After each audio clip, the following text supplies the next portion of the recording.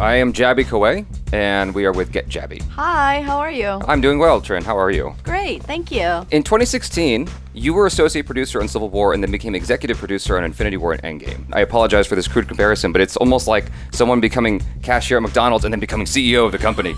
And so I was just wondering, like, how, what, when, like, educate us. How did that happen? I'm just so curious. Well, I mean, what's great about being a part of the Marvel team is that we get to grow with the company. Mm-hmm. So I actually started at Marvel as an assistant and then kind of worked my way up to a creative executive to associate producer, and then had the big opportunity, obviously, on Infinity War and Endgame, and I was working with another executive on that project as well, too. But really, it's amazing leaders. It's Kevin, allowing me the opportunity to be involved that heavily on the project and trusting that it was going to, be carried through in a way that would satisfy everybody. And, knock on wood, it was a great experience, and I couldn't be more happy than to be a part of an amazing team who really supports the growth and allowing and pushing us to do more. So having worked on some of the biggest movies of our time, what was it like going from films and then to television with Hawkeye? Well, we haven't ever done TV before. This is the first time. We, in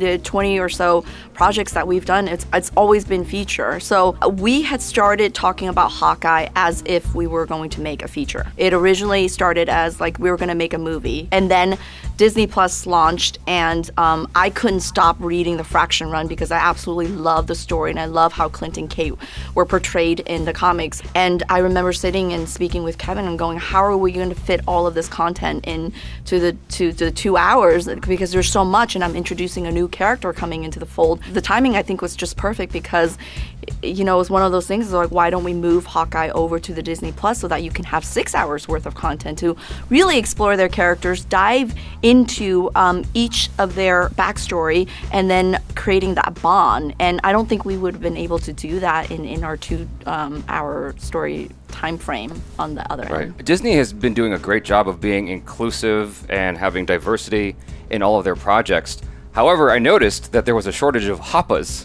in the Avengers. And we are 2 Hoppas, and so we are willing to shamelessly sell our opinions in exchange for immortality in Marvel, if that's okay with you. Amazing. Just messing around. just messing around. Well, yeah. I mean, I would like to see Hoppas because it's like that seems to be largely left out of a lot of like diversity and inclusiveness, and it's like, no, but there's like half Asians and half whites, Yeah. Look, there's a ton more properties and characters and more to explore, and now that we have Disney Plus, there's a lot of projects that we're always striving for diversity one way or another. Even with Hawkeye, there's now Maya Lopez, who is from the deaf community.